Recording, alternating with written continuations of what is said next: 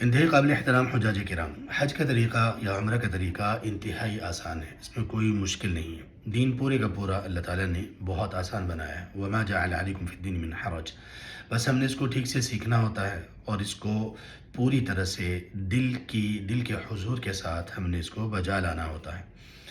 ہمیں اس ڈر اور خوف میں نہیں رہنا چاہیے حج کے دوران یا عمرہ کے دوران کہ اگر ایسا ہو گیا تو دم واجب ہوگا، ایسا ہو گیا تو فدیہ ہوگا۔ اس طرح سے بہت سارے لوگ بیچارے اسی چیز میں پریشان رہتے ہیں اور وہ حج میں ان کو وہ الہیت اور اللہ سے وہ ایک تعلق اور قرب وہ ان کو نصیب نہیں ہوتا اور وہ ایسی کوئی چیز محسوس نہیں کر پاتے۔ آپ دو چیزیں یاد رکھیے، جو چیز آپ نے بھول کر کی آپ پر اس کا کوئی فدیہ کوئی دم نہیں ہے، اور جو چیز آپ کے علم میں نہیں تھی اور آپ نے کر لی اکثر طور پر اس کا بھی کوئی فدیہ کوئی دم آپ پر نہیں ہوگا۔ ہاں، آپ نے اس چیز کو دوبارہ سے ٹھیک ضرور کرنا ہے۔ یہ چیز آپ پہلے ذہن میں بٹھا لیجئے۔ ان دو چیزوں کے بعد آپ پورے کھلے دل سے اپنے حج کے اور احکامات کو اور اپنے حج کے مناسک کو بجا لائیے۔